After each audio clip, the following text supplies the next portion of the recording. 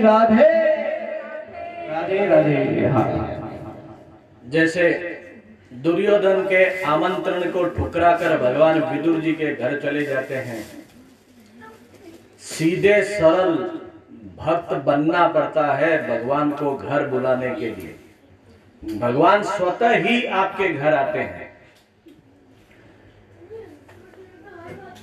वे विदुर जी के घर को अपना घर समझते थे, इसलिए वे दुर्योधन के निमंत्रण को ठुकरा कर और विदुर जी के यहाँ पहुंच जाते हैं।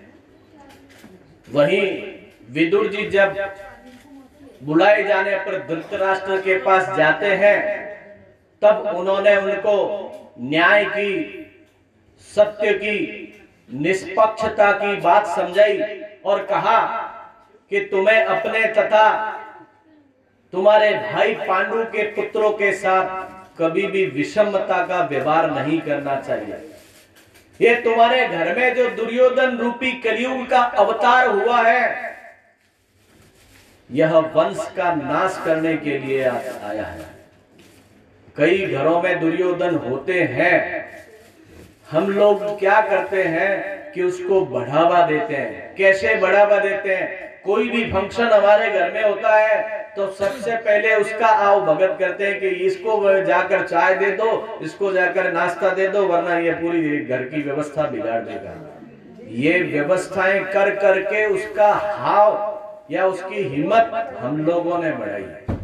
अब सबसे सरल आदमी घर परिवार का होगा, अरे वो कुछ नहीं बोलेगा, उसको जाकर धीरे से देना है, बाद में ले लेगा, उसको नाराज नहीं होगा। नाराज होना ही नहीं चाहिए। फॉर्मेलिटी कभी भी परिवार में आपस में कभी होनी नहीं चाहिए। स्वतः ही आके अपने आप सहयोग करना चाहिए। अगर किसी की कन्या का विवाह हो रहा है, उसमें हम लोग अड़कर बैठ जाते हैं कि उसने हमें फोन नहीं किया, उसने मैं ये नहीं किया, जबकि स्वतः ही जाकर उसके घर कन्या का विवाह हो रहा है। हमें अपनी श्रद्धा से जाकर वहां कितना सहयोग कर सकते हैं उतना करना चाहिए, तो स्वतः ही आपके घर में खुशियां आएगी। जब दुर्योधन को पता चला कि भगवान उसका निमंत्रण ठुकरा कर विदुर जी के घर गए और विदुर जी मेरे पिता को मेरे खिलाफ भड़का कर आए हैं, तो वे विदुर जी पर बहुत नाराज होते हैं, बहुत उनको अनर्गल बातें सुनाता है। विदुर जी वहां पर उसके घर के बाहर, महल के बाहर ही अपना धनुष्य बाण वहीं धृतराष्ट्र के दरवाजे पर रखकर फिर वे अपने नगर को छोड़कर तीर्थाटन के लिए निकल पड़े, क्योंकि उनके मन में एक ही भाव था, कहीं ये ना समझा जाए कि वे पांडवों के पक्ष में मिलकर कौरवों के साथ युद्ध कर सकते हैं, मेरे पर ये आरोप ना लगे, इसलिए वो वहां से निकल जाते हैं। अलग अलग तीर्थों का भ्रमण करते हुए वे जब यमुना तट पर पहुंचे, तब वहां उनकी भेंट उद्धव जी से होती है।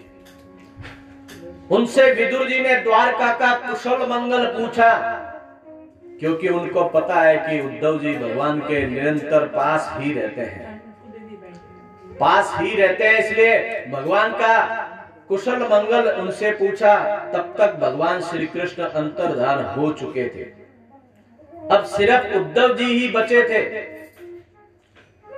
विदुर जी द्वारा कुशल मंगल पूछने पर भगवान श्री कृष्ण के स्मरण में मग्न हो गए, उनकी आंखों में आंसू गिरने लगे और उनके शरीर में रोमांच हो जाता है।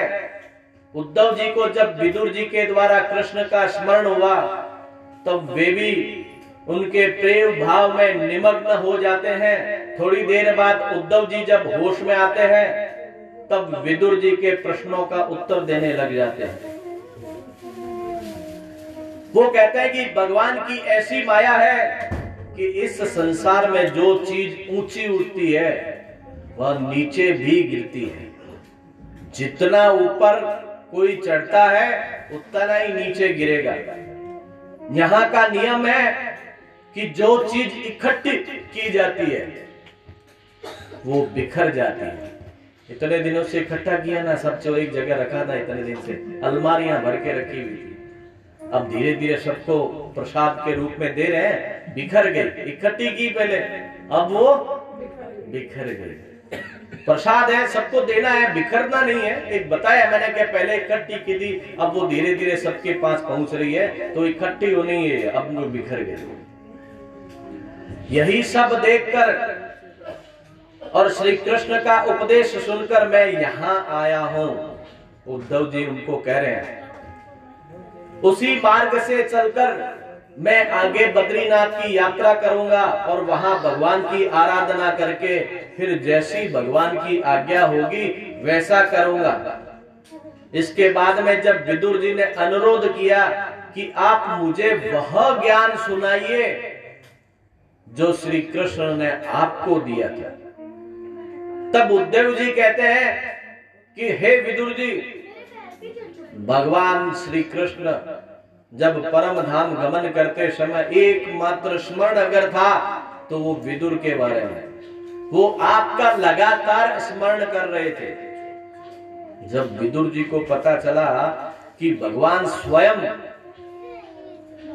उनका स्मरण कर रहे थे तो इनका हृदय भर जाता है। इस बात से वो गदगद हो जाते हैं कि भगवान कृष्ण ने स्वधाम पधारते समय उनका स्मरण किया। उद्धव जी ने कहा कि विदुर जी, भगवान श्री कृष्ण आपके लिए यह आज्ञा करके गए हैं कि आप मैत्रेय जी के पास चले जाएं। उन्होंने मैत्रेय जी को यह आज्ञा दी थी कि जब विदुर जी तुमसे मिले तब तुम उन्हें मेरे ज्ञान का उपदेश कर देना। इसके बाद विदुर जी वहां से गंगा तट की ओर चले गए और परीक्षित ने जब सुखदेव जी को यह प्रश्न कर दिया कि महाराज, जब सारे यदुवंश का नाश हो गया था और भगवान भी अपनी आकृति छोड़कर स्वधाम चले गए थे, तब उनके चचेरे भाई यदु वंश में उद्धव जी जो थे, ये उद्धव वंश में फिर कैसे, यदु वंश में कैसे बच गए थे? सुखदेव जी ने कहा कि महाराज, हे परीक्षित, जब भगवान कांटे से कांटा निकल जाने पर यह निश्चय कर चुके थे कि इस यदुवंश रूप शरीर को छोड़ना था, तब उनके मन में विचार आया कि मेरा ज्ञान कहां रहेगा और संसार में कैसे फैलेगा। तो भगवान श्री कृष्ण ने कहा कि उद्धव जी तो मेरे साक्षात मेरे सरीखे, मेरे जैसे ही हैं, क्योंकि संसार के विषयों ने इनको अपने नीचे कभी दबाया नहीं है, कुचला नहीं है। मेरा ज्ञान धारण करने योग्य एकमात्र उद्धव जी हैं। उनको मेरे अंतर्धान होने के बाद इस धरती पर रहना चाहिए। श्रीमद् भागवत के तृतीय स्कंद के 3 अध्याय में वर्णन आया है कि भगवान श्री कृष्ण को सोने की बनी द्वारका से वहां के असीम भोग सुख से यहां तक कि अपनी सद्गुणवती पत्नियों से भी वैराग्य हो गया था। यह बात स्वयं उद्धव जी कहते हैं। भगवान के वैराग्य क्या कारण क्या था? उनकी पत्नियां आपस में राग द्वेष रखने लगी थी और बलराम जी से भी उनका थोड़ा मतभेद हो गया था। उधर भगवान के बेटों पोतों का यह हाल कि उनकी कोई सुनता नहीं था, उनका आपस में लड़ना झगड़ना भी होता रहता था। वे इतने उद्दंड हो गए थे कि जब कृष्ण किसी बात के लिए मना करे तब उनके ऊपर ही प्रहार करने का प्रयास करने लगे। इसलिए भगवान श्री कृष्ण ने सोचा कि मैंने राग तो बहुत प्रकट किए, अब वैराग्य भी प्रकट करना चाहिए। भगवान के जीवन में राग वैराग्य, धर्म अधर्म, ज्ञान अज्ञान और सुख दुख सबके सब रहते हैं। इसलिए उन्होंने अब बाद में वैराग्य प्रकट किया और विरक्त होकर उद्धव जी को ज्ञान दान करने के पश्चात वहां से अंतर्धान हो गए।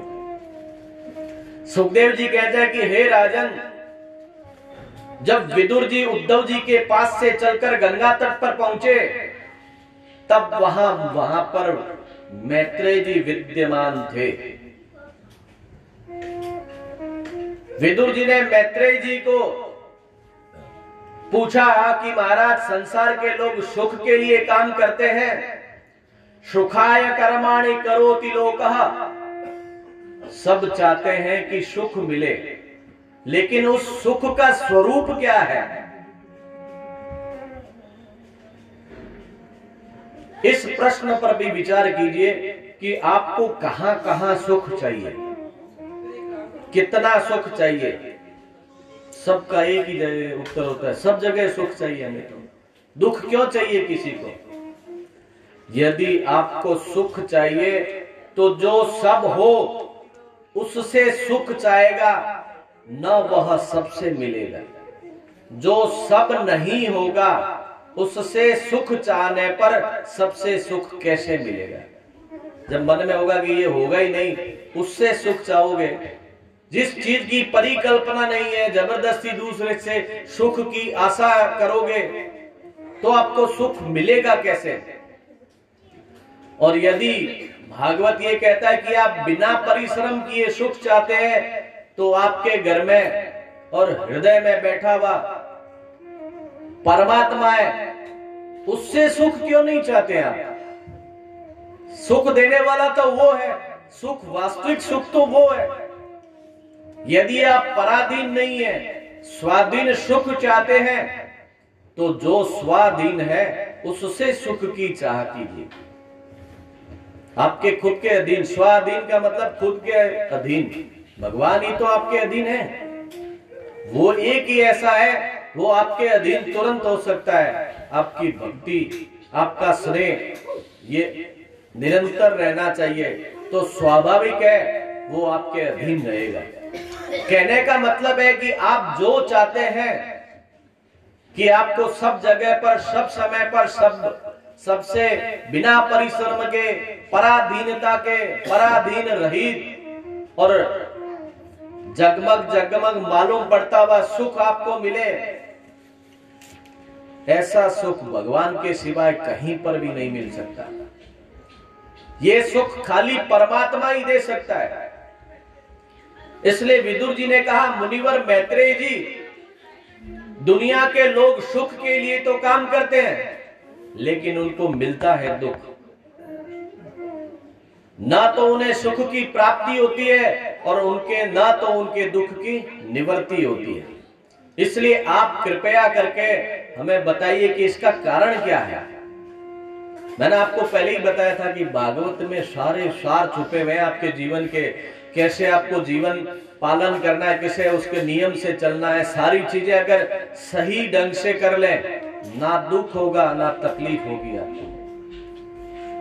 उन्होंने कारण पूछा कि इसका कारण क्या है? यदि सब कुछ ईश्वरी है तो फिर ये जीवन दुखी क्यों है? मैत्रेय जी ने उत्तर कितना सुंदर दिया, हे विदुर जी, यह सब भगवान की माया है। जहां दुख नहीं है वहां दुख मालूम पड़ रहा है, और जहां सुख है उसको हम जानते ही नहीं है। हम लोग तो दुनिया में भटक रहे हैं, जहां अंधकार ही अंधकार है और प्रकाश की सृष्टि है, उससे हम विमुख हो रहे हैं। मैत्रेय जी ने आगे कहा, आओ विदुर, बैठ जाओ, मैं सुनाऊं तुम्हें भगवान की कथा। जब भगवत कथा के श्रवण में तुम्हारा मन लग जाएगा, तब तुम्हारे जितने भी अशेष क्लेश हैं, जितने भी अशेष क्लेश हैं, उन सब की निवृत्ति हो जाएगी। समस्त क्लेशों की निवृत्ति का उपाय ही भगवान की कथा का श्रवण ही है। अब देखिए, एक और नैमिषारण्य में सूत्र शौनक जी का संवाद हो रहा है, दूसरी ओर गंगा जी के तट पर दो संवाद चल रहे हैं, सुखदेव जी और परीक्षित संवाद, इधर विदुर और मैत्रेय जी संवाद। अलग अलग भागवत की कथाएं, अलग अलग भागवत के सत्संग का आयोजन हो रहा है और भगवान का स्मरण ही चल रहा है। जब मैत्रेय जी ने भागवत की चर्चा प्रारंभ की, तब सबसे पहले अपनी गुरु परंपरा बताई। उन्होंने कहा कि प्रलय में जो शेष रह जाता है वहां से हमारे ज्ञान की परंपरा का प्रारंभ है, और वह हमको सनत कुमार सांख्यायन बृहस्पति के द्वारा प्राप्त हुआ है। मैत्रेय जी ने अपनी ज्ञान परंपरा का वर्णन करते हुए विदुर जी से कहा कि जब अखंड ज्ञान संपन्न आदि देव भगवान संकर्षण पाताल लोक में विराजमान थे, तब सनकादि ऋषियों ने परम पुरुषोत्तम ब्रह्म का तत्व जानने के लिए अपनी जिज्ञासा प्रकट की।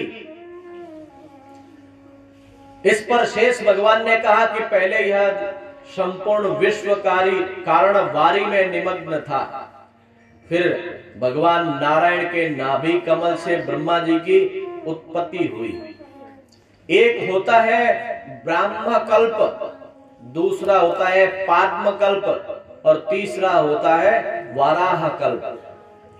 ये सब काल के भेद है। पृथ्वी कभी भगवान की जंगा से उत्पन्न होती है, कभी पांव से, कभी पानी के मंथन से निकलती है, और कभी स्वतंत्र रूप से परमात्मा द्वारा प्रकट होती है। पद्म कल्प में जब ब्रह्मा जी नारायण भगवान के नाभि कमल पर उत्पन्न हुए, तो उनके मन में सृष्टि बनाने का संकल्प हुआ। तब उनका शरीर दो भागों में विभक्त हो गया। एक से स्वयं पुत्र स्वयंभू मनु, और दूसरे से सतरूपा प्रकट हुई। उनका आधा भाग शक्ति की प्रधानता से, श्रद्धा की प्रधानता से परम सुंदर परम कोमल सतरूपा के रूप में प्रकट हुआ, और आधा भाग स्वयंभू मनु के रूप में पुरुष हो गया। वही दोनों पति पत्नी के रूप में परिणित हो गए, उनका विवाह हो गया। अब मनु सतरूपा ने ब्रह्मा जी से हाथ जोड़कर प्रार्थना की कि पिताजी आपकी क्या आज्ञा है, अब हमें आगे क्या करना है, हम ऐसा क्या काम करें। इस पर ब्रह्मा जी प्रसन्न हो गए, क्योंकि पिता के लिए सबसे अधिक प्रसन्नता का अवसर तब होता है जब संतान अपने कर्तव्य के लिए उससे आज्ञा मांगे कि हे पिताश्री अब हमें क्या करना है, आप जैसा कहेंगे वैसा हम करेंगे। तो पिता की छाती चौड़ी हो जाती है कि बेटा हमसे पूछ रहा है कि हमें क्या करना है, वरना आजकल के बेटे तो पूछते ही नहीं क्या करना है क्या नहीं, खाली करने के बाद बोलते हैं हमने कर लिया है।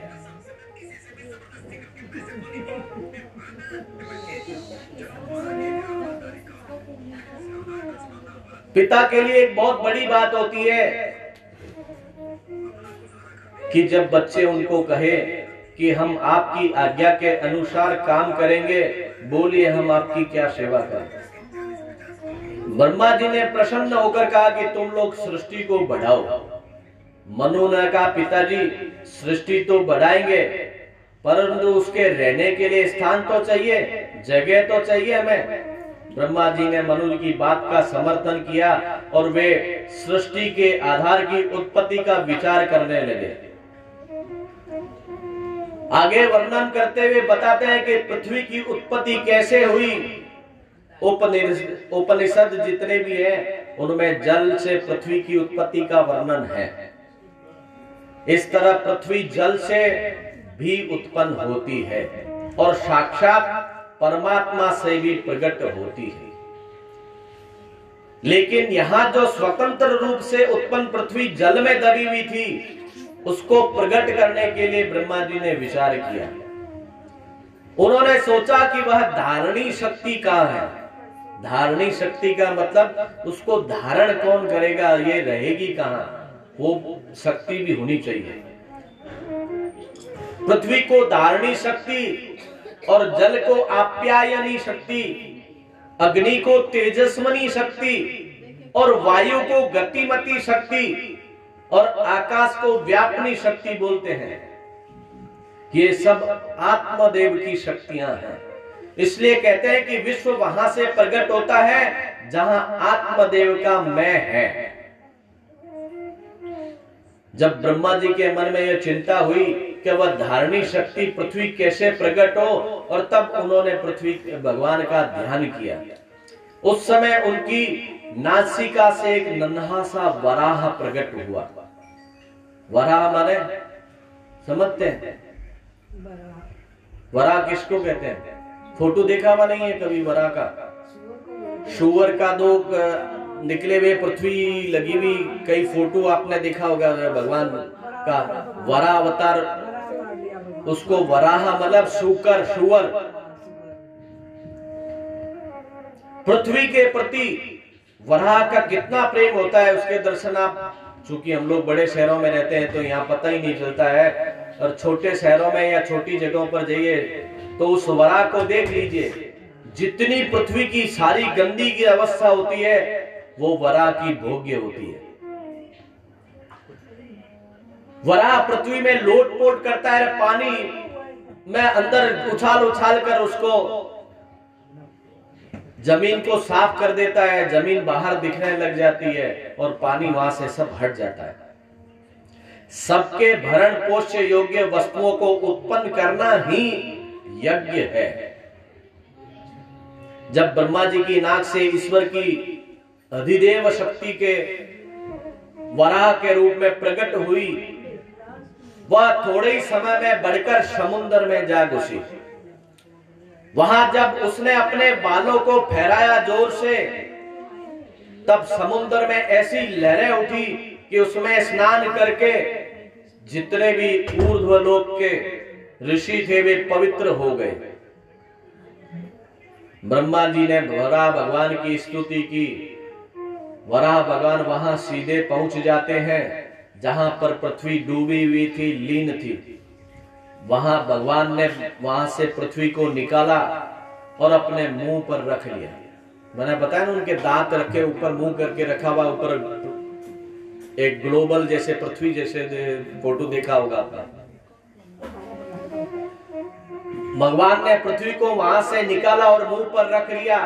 इसके बाद भगवान बाहर निकले और पृथ्वी को स्थापित कर दिया, जिससे स्वयंभू मनु और शत्रुपा के सृष्टि उस पर निवास करे। विदुर जी ने मैत्रेय जी से यह प्रश्न कर दिया कि महाराज, हमने तो सुना है कि जब वराह भगवान पृथ्वी का उद्धार करने गए तब वहां उनकी भेंट आदिदेत्य हिरण्याक्ष से हो गई थी। हिरण्याक्ष से उनका युद्ध हुआ और उन्होंने हिरण्याक्ष को मार दिया था। कृपया करके विस्तार पूर्वक यह प्रसंग भी सुनाइए कि हिरण्याक्ष ने कैसे बाधा डाली और किस प्रकार वराह भगवान ने उनको नष्ट कर दिया था। विदुर जी ने मैत्रेय जी से कहा कि उस समय तो ब्रह्मा जी ने सृष्टि प्रारंभ ही की थी, उनसे केवल मनु शत्रुपा ही प्रकट हुए थे, दूसरी कोई सृष्टि नहीं थी। फिर वहां हिरण्याक्ष वराह भगवान से युद्ध करने के लिए कहां आ गया? जब सृष्टि नए सिरे से बनी है तो हिरण्याक्ष कहां से आ गया यहाँ पर? हिरण्याक्ष तो दीति और कश्यप का पुत्र था। उनके समय तक तो बहुत सृष्टि हो चुकी थी, फिर ये हिरण्याक्ष और हिरण्यकश्यप कैसे निकले, कहां से निकली है? इन प्रश्नों का उत्तर देते हुए मैत्रेय जी विदुर जी को कहते हैं कि हिरण्याक्ष और हिरण्यकश्यप का जन्म इस कल्प में नहीं हुआ था। पद्म कल्प में ब्रह्मा के एक दिन का जो कल्प होता है उसमें सृष्टि का संपूर्ण नाश नहीं होता। जब आंशिक प्रलय होता है तब कश्यप जी अदिति के साथ स्वर्ग में चले जाते हैं और अदिति पाताल में चली जाती है, और उस दिति के उनके पुत्र हिरण्याक्ष और हिरण्यकश्यप तपस्या करने के लिए प्रलय जल में विहार करने लगते, घूमने लगते। विहार मतलब घूमने लगते हैं। वे उस जल में घूमते हुए सारे जल के अपने आप को जल का स्वामी मानते हैं। इसलिए जब वराह भगवान पृथ्वी निकालने के लिए गए तब हिरण्याक्ष ने यह कहते हुए बाधा डाली कि पृथ्वी तो हमारी दाती है, यानी इसके मालिक तो हम हैं, ये मेरी संपत्ति है, तुम इसे कहां लेकर जा रहे हो? कलयुग में एक एक फुट के लिए, एक एक इंच के लिए भाइयों भाइयों में लड़ाई होती है कि तुमने 1 इंच का ज्यादा जमीन ले ली, उसमें आपस में लड़ लेते हैं। वर्षों से जो जन्म से जो व्यवहार था, प्रेम था, वो सब टूट जाता है।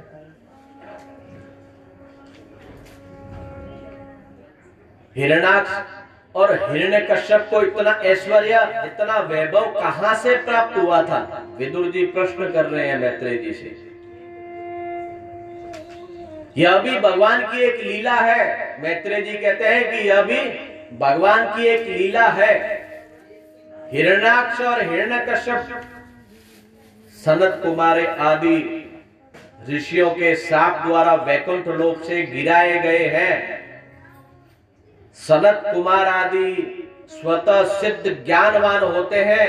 कई लोग ऐसे होते हैं जिनको गुरु की जरूरत नहीं पड़ती, वे स्वतः तत्व ज्ञान लेकर ही प्रकट होते हैं। उनमें सनकादि ऋषि भी है। विदुर जी को बताते हुए आगे कहते हैं मैत्रेय जी कि जब वैकुंठ से निकाले हुए को इतनी संपत्ति और इतना ऐश्वर्य दे दिया जाता है,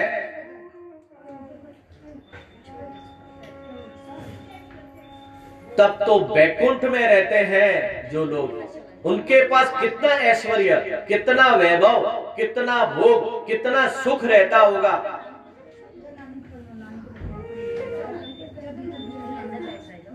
विदुर जी ने मैत्रेय जी से यह प्रश्न किया कि जिस हिरण्याक्ष का वध करने के लिए भगवान वराह भगवान आए थे, वह कहां से आ गया? तब मैत्रेय जी ने उसका इतिहास बताना प्रारंभ किया। उन्होंने कहा कि एक बार परम ऋषि सनकादि भगवान की इच्छा पर उनसे मिलने के लिए वैकुंठ गए। देखो, परम ऋषि सनकादि भगवान के धाम के बिल्कुल पास रहते हैं। वे जब भी चाहे उन्हें भगवान का ध्यान हो जाता है। उनके मन में कभी इच्छा नहीं होती है कि वैकुंठ के बिल्कुल पास निवास होने पर भी और समस्त लोकों में विचरण करने का सामर्थ्य होने पर भी वे वैकुंठ में बार बार नहीं जाते हैं। जब भगवान की कोई विशेष लीला होती है, भगवान की इच्छा होती है, तो सिद्ध सनकादि ऋषि भगवान के पास जाने के लिए वैकुंठ गए। उस समय भगवान अपनी कोमल कोमल शेष शैया पर शयन कर रहे थे। उधर दूध का समुद्र उनके पास, कौस्तुभ मणि उनके पास, सारी दुनिया जिसके पीछे दौड़ती है, लक्ष्मी, वो भी उनके पास। संपूर्ण विश्व के पालन पोषण जो सामग्री चाहिए, सो सामग्री सब वही उनके पास। वहां पर वे शयन करते हैं। एक दिन भगवान के मन में आया कि मैं भी कुछ दिनों के लिए वैकुंठ से बाहर चलूं और वहां कुछ खेल मेल, मुझे भी कुछ लीला करनी चाहिए। उनका ऐसा मन में संकल्प हुआ कि भगवान की 4 भुजाएं हैं, उनको जरा तकलीफ दूं, इनसे कुछ काम करवाऊं, बहुत दिन हो गए। आनंद लेते हुए वैकुंठ का उधर देखिए भगवान की लीला क्या कर रहे हैं कि भगवान के जो जय विजय नाम के 2 द्वारपाल थे। जय का मतलब एक इंद्रिय जय, तो दूसरा मनोविजय। उनमें इंद्रियों और मन पर विजय प्राप्त करने का सामर्थ्य था। ऐसे द्वारपाल थे भगवान के। उनके मन में यह इच्छा हुई कि हम लोग भी भगवान के साथ कोई ना कोई खेल करेंगे, क्रीड़ा करेंगे। एक दिन ऐसा हुआ कि लक्ष्मी जी वैकुंठ से कहीं बाहर विचरण करने गई थी। जब बाहर घूम करके लक्ष्मी जी वापस लौटी, तब जय विजय ने कहा, देवी भगवान योग निद्रा में शयन कर रहे हैं, इसलिए आप थोड़ी देर ठहर जाओ।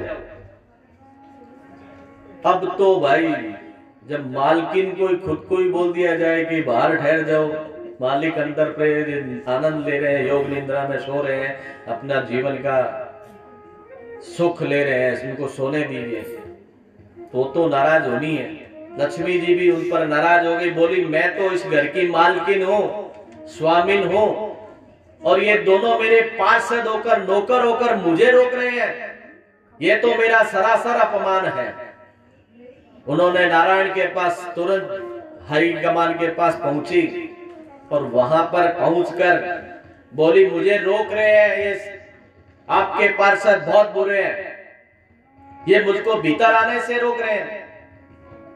नारायण भगवान ने उत्तर दिया कि देवी इस समय जरा आप चुप रहिए, लेकिन पत्नी कहां मानने वाली, देवी कहां मानने वाली,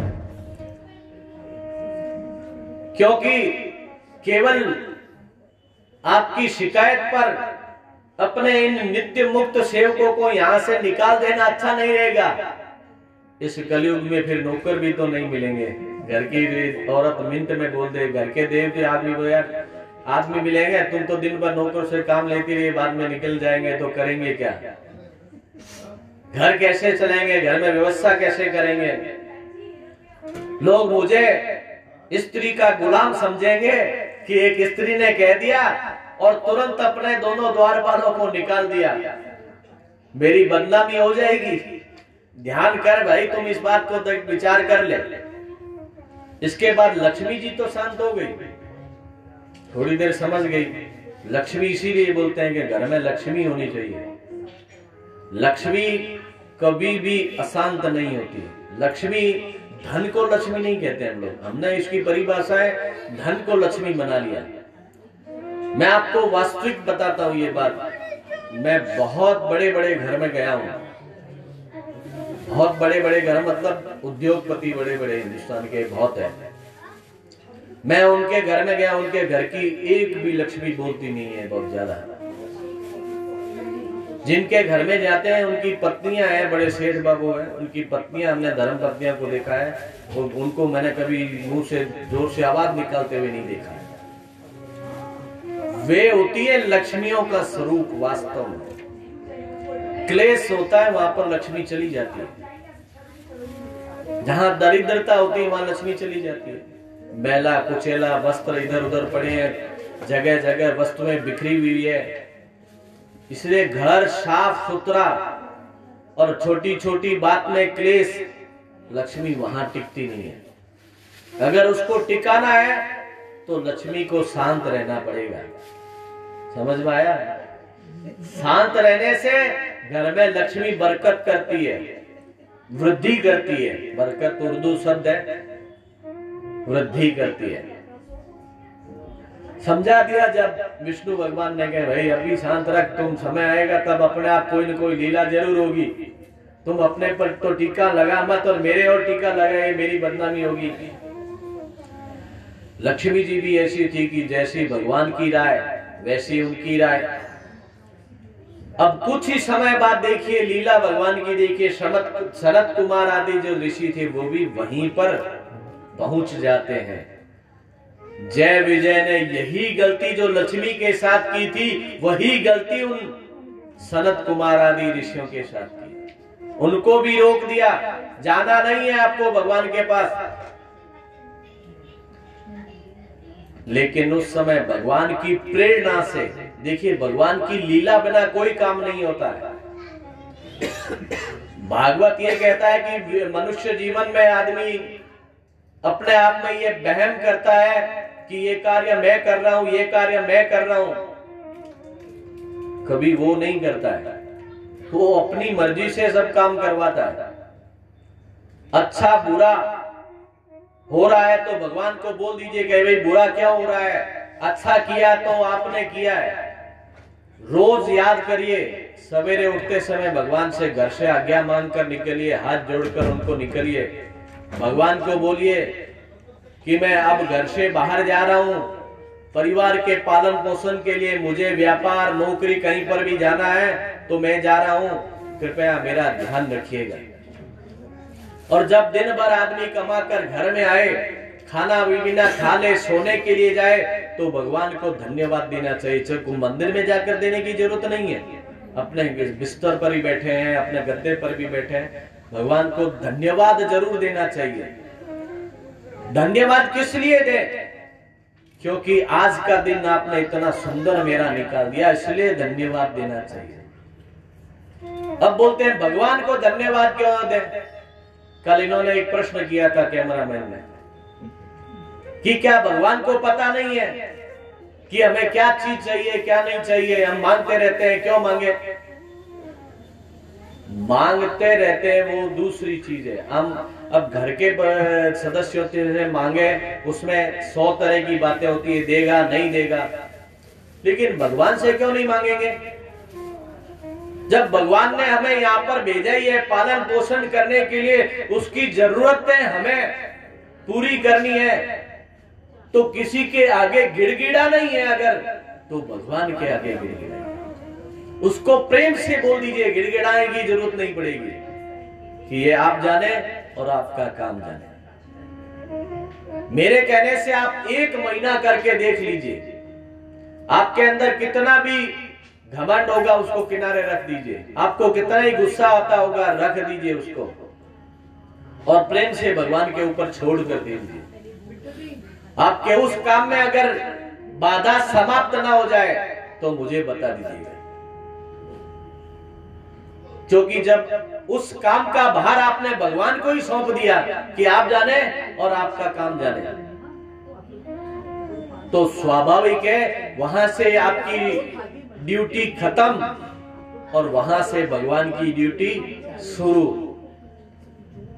वो जब भगवान की ड्यूटी वहां पर लग जाती है तो भगवान स्वतः ही उस कार्य को कैसे करना है वो स्वतः ही आपका काम कर देगा। तो वही भगवान की लीला हुई कि जय विजय के मन में सनकादियों ऋषियों को, वो ऋषि थे लेकिन छोटे छोटे बालक थे, उनको बालक समझने की बुद्धि उत्पन्न हो गई। किसी को छोटा मत समझो, सामने वाला कमजोर नहीं होता है, ताकतवर होता है, कमजोर किसी को मत समझो। इसलिए उन्होंने बालक समझकर उनको रोक दिया। सनकादि के मन में जो बैकुंठ आने की इच्छा भगवान ने पैदा की थी, अब उनके पार्षदों द्वारा उसे रोका जाना वो भी भगवान की इच्छा से हुआ, और बैकुंठ में क्रोध उत्पन्न होने के पीछे भी भगवान की इच्छा थी, क्योंकि क्रोध तो वो करता है जिसके दिल में जलन होती है। क्रोध द्वेष का बालक है। जब मन में किसी के प्रति द्वेष रहता है तब वह क्रोध के रूप में प्रकट होता है। जिसके दिल में क्रोध जागता है उसको जलाता जरूर है। क्रोध किसी को भी शांत नहीं करता है अंदर ही अंदर, क्योंकि आग जिस लकड़ी में लगती है उसी को जलाती है। ऊपर से आग दिखती नहीं है कई बार लकड़ी की, लेकिन अंदर से देखते हैं तो फूंक मारते तो आग दिखती है। वो अंदर ही अंदर भीतर ही भीतर जलाती है। इसीलिए श्रीमद् भागवत में क्रोध का नाम कामानुज, वैसे ही जैसे लक्ष्मण जी को रामानुज कहते हैं, राम के पीछे पीछे लक्ष्मण, वैसे ही काम के पीछे पीछे क्रोध। इसलिए जय विजय के दुर्व्यवहार पर सनकादि कामानुज के द्वारा अभिनिविष्ट हो गए, गुस्सा हो गए ना। ऋषि थे, सब ज्ञान था, फिर भी गुस्सा हो गए। उनकी आंखें थोड़ी लाल हो गई। उन्होंने कहा कि सारा विश्व तो भगवान के पेट में है, फिर उनके लोक में इस प्रकार की भेद बुद्धि क्यों? उधर भेदी वयम, संसार के लोग पेट के कारण परस्पर भेदभाव करते हैं, पेट के कारण ही तो करते हैं, एक दूसरे को तोड़ते फोड़ते हैं, भूख के कारण ही तो। अखबार में पढ़ते हैं तो भूख से इतनी मौत हुई, कभी आपने देखा क्या खाने से पीने से मौत हुई? क्या लिखा होता है? भूख के कारण मौत हुई। इसमें स्वार्थ के अलावा कोई उद्देश्य नहीं, कोई हेतु नहीं। तुम लोग बैकुंठ में आकर भी ऐसा भेदभाव करते हो, इसलिए तुम लोग जाओ असुर योनि में रहने योग्य हो, बैकुंठ में रहने योग्य नहीं हो। भागवत ये कहता है कि जो अपने अंतःकरण को ठीक ठीक न समझे, संसार का ज्ञान करने वाली इंद्रियों के में फंस जाए, उसी का नाम असुर होता है। इसलिए सनकादि ऋषियों ने कहा कि इंद्रियों में फंसे हुए लोग जहां रहते हैं, तुम वहीं पर चले जाओ। वहीं भेदभाव करना, कामी बनना, क्रोधी बनना और लोभी बनना। अब देखिए कि हिरण्याक्ष और हिरण्यकश्यप, उस नाम पर ध्यान दीजिए। वे दोनों लोभ की प्रधानता से वैभवशाली हैं। हिरण्य अक्षणी यस्य, जिसकी सोने पर दृष्टि हो, स्वर्ण, सोना मतलब सोने पर, वह हिरण्याक्ष। हिरण्यम कशिपुर यस्य, जो स्वर्ण की शैया पर सोए, उसका नाम हिरण्यकश्यप। लोभ की प्रधानता से हिरण्याक्ष हिरण्यकश्यप हुए और काम की प्रधानता से रावण हुआ और क्रोध की प्रधानता से शिशुपाल हुआ। ये भागवत के रहस्य हैं। ये बताता है कि लोभ, काम और क्रोध कहां कहां पर भगवान ने उसको उस स्वरूप में भेजा। लोभ की प्रधानता हिरण्याक्ष हिरण्यकश्यप और काम की प्रधानता से रावण पैदा हुआ और क्रोध की प्रधानता से शिशुपाल हुआ। भगवान सनकादि महात्माओं के पास आए, उन्होंने उनका बड़ा आदर सत्कार किया। फिर कहा कि आप लोगों ने इन दोनों को जो श्राप दिया है वह बिल्कुल ठीक है। अब देखिए भगवान की व्यवहार कुशलता वहां पर। ऐसे अवसर पर मनुष्य को भी अपने आदमियों का पक्ष बिल्कुल नहीं लेना चाहिए। भागवत ये शिक्षा दे रहा है, कभी भी किसी की गलती के लिए अपने आदमियों का पक्ष लेना नहीं चाहिए। जहां पर उसकी मौत सुनिश्चित ना हो तब तक उसका पक्ष न ले। यदि कोई बाहर का आदमी होता तो पहले उसी को संतोष करवाना चाहिए, दूसरे को संतोष। ठहर तो सही भाई, धीरज से सुन तो ले, क्या हुआ, क्यों हुआ।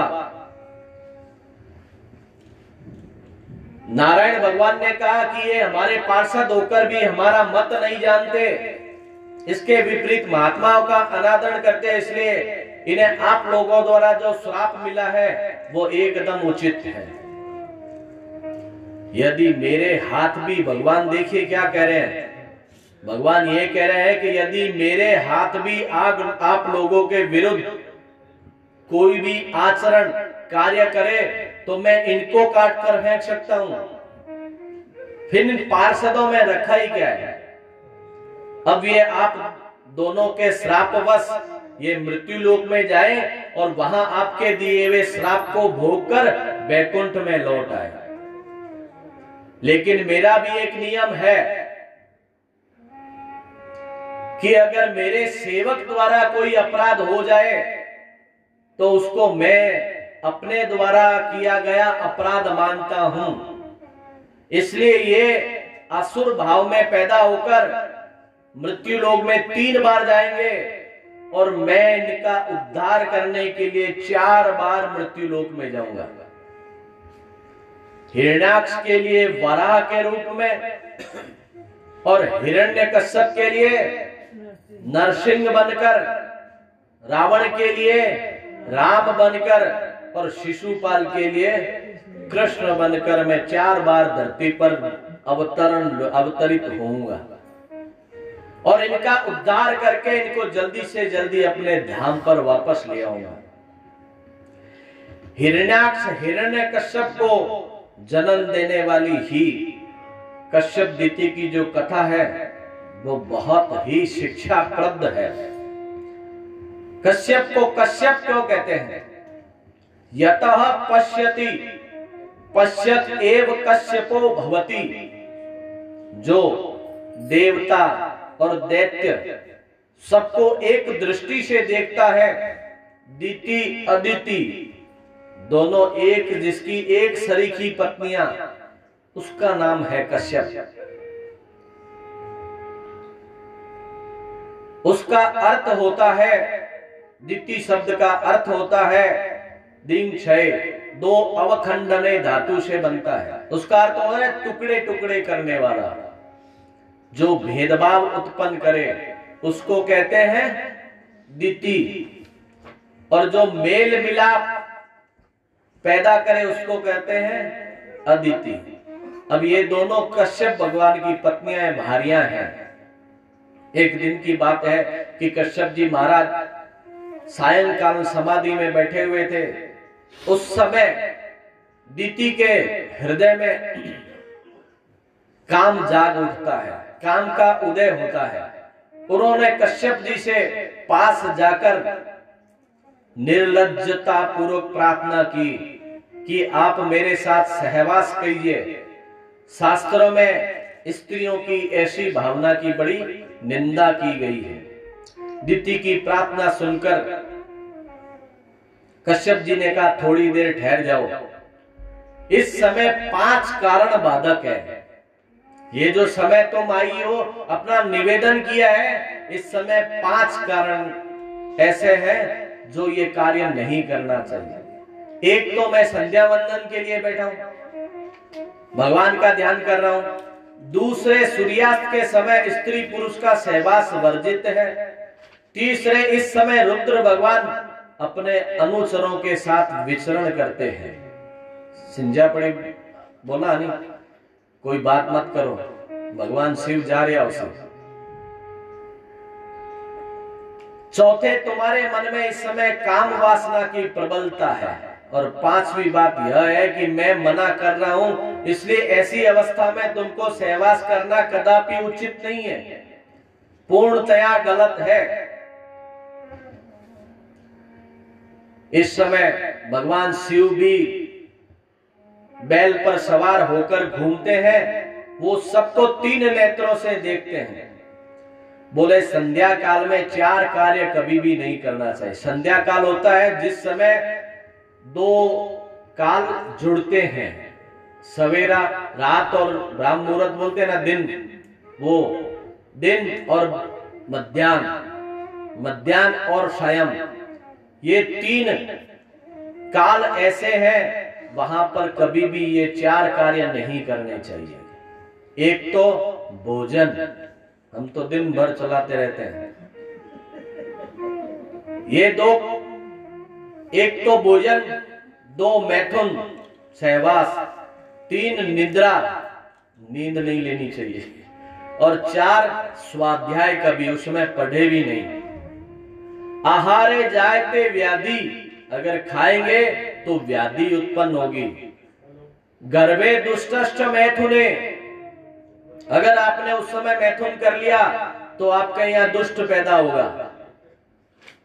अगर वो संतान उत्पन्न हुई तो वो दुष्ट होगा। निद्रायाम हरते लक्ष्मी, नींद लक्ष्मी का हरण करती है। स्वाध्याये मरणम ध्रुवम, 4 चीजें उस समय में कभी भी नहीं करनी चाहिए। परंतु भगवान की लीला जब होती है तब सब आंखों के आगे पर्दे पड़ जाते हैं, या काम वासना या किसी भी तरह की वासनाओं का जोर रहता है तो आंखों पर पर्दे पड़ जाते हैं। दिति ने भी कश्यप की बातों पर ध्यान नहीं दिया। वह निर्लज्ज होकर बार बार दुराग्रह करने लगी। फिर तो भगवान का स्मरण करके कश्यप जी ने नमस्कार करके भगवान की इच्छा को मानते हुए दिति का गर्भाधान किया। अब जैसे ही उधर गर्भाधान होता है, वैकुंठ से गिराए गए जय और विजय तुरंत दिति के पेट में आ जाते हैं। अब परम शक्तिशाली जय और विजय दिति के गर्भ में आए, तब सृष्टि में भारी उपद्रव होना शुरू हो गया। देवता लोग घबरा गए और सबके सब ब्रह्मा जी के पास पहुंचे। ब्रह्मा जी ने उनको बताया कि दिति के गर्भ से भगवान के पार्षद श्राप ग्रस्त होकर यहाँ आए हैं।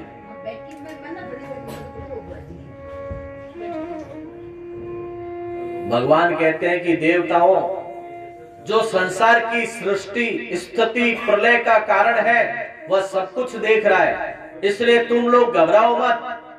वही हमारा मंगल करेगा, वही हमारा कल्याण करेगा, फिर हम लोग चिंता क्यों करें, सब मंगल ही मंगल होगा। उसके पश्चात देवता लोग शांत होकर लौट गए। समय पर दिति के गर्भ से हिरण्याक्ष और हिरण्यकश्यप प्रकट हुए। हिरण्याक्ष प्रलय के समय भी समुद्र में तपस्या करता रहा।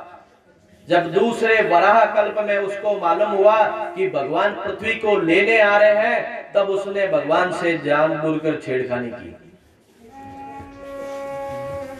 जब सियार की मौत आती है तो शहर की तरह भागता है। कहावतें हैं ये हमारी कहावतें भी बहुत सुंदर है। अब हिरण्याक्ष और वराह भगवान का युद्ध होता है। वहां पर भीषण युद्ध, बहुत तेज, बहुत लंबे समय तक चलता है। प्राय ब्रह्मा जी के एक दिन पर्यंत युद्ध हुआ। एक दिन भी ब्रह्मा जी का बहुत बड़ा होता है, इसलिए ब्रह्मा जी भी घबरा गए। उन्होंने भगवान से प्रार्थना की कि अब आप इसको मार दीजिए। भगवान ने हिरण्याक्ष का पेट फाड़ दिया। सिंह थे ना वराह के, उससे उसका हिरण्याक्ष का पेट फाड़ दिया। उसका पेट फटते ही उसमें से एक ज्योति निकलती है, जो अगला जन्म लेने के लिए तैयार हो जाती है। अगला जन्म कौन सा? रावण का। उनको तो 3 जगह जाना था, इसलिए वहां से जैसे निकलती है वो रावण होने के लिए तैयार हो गए, क्योंकि भगवान की ऐसी ही इच्छा थी कि 3 बार उनका जन्म हो। इसके अतिरिक्त उन्होंने उनको ब्राह्मणों का भी श्राप जो था उसको भी सिद्ध करना था, प्रमाणित करना था। इस प्रकार भगवान वराह ने हिरण्याक्ष को मारकर पृथ्वी की स्थापना कर दी। तब ब्रह्मा जी प्रसन्न हुए। इसके पश्चात मनु जी शतरूपा के साथ ब्रह्मा जी के पास आए और ब्रह्मा जी ने प्रसन्नता पूर्वक उनको आशीर्वाद देते हुए कहा कि अब तुम लोग सृष्टि को बढ़ाओ, इसका पालन करो और इसके राजा बनो। जब कोई ज्यादा देर काम कर लेते हैं तो फिर इंग्लिश में कहते क्या है? ब्रेकफास्ट। शब्द कुछ नहीं है, वो इतना सीधा सरल है। ब्रेक और फास्ट, यानी रुक जाओ, नाश्ता कर लो, फास्ट। और हमारे यहाँ कहते हैं विश्राम कर लो। तो हम लोग भी बहुत देर से चल रहे हैं, कथा चल रही है, 3 बजे बज गए हैं, तो जरूरत भी होगी थोड़ी विश्राम करने की। सबको प्रिय है विश्राम, भगवान को तो हम लोग ऊपर ढाल देते हैं कि भगवान को विश्राम प्रिय, लेकिन हमें विश्राम कर लेना चाहिए। एक भजन गा दे।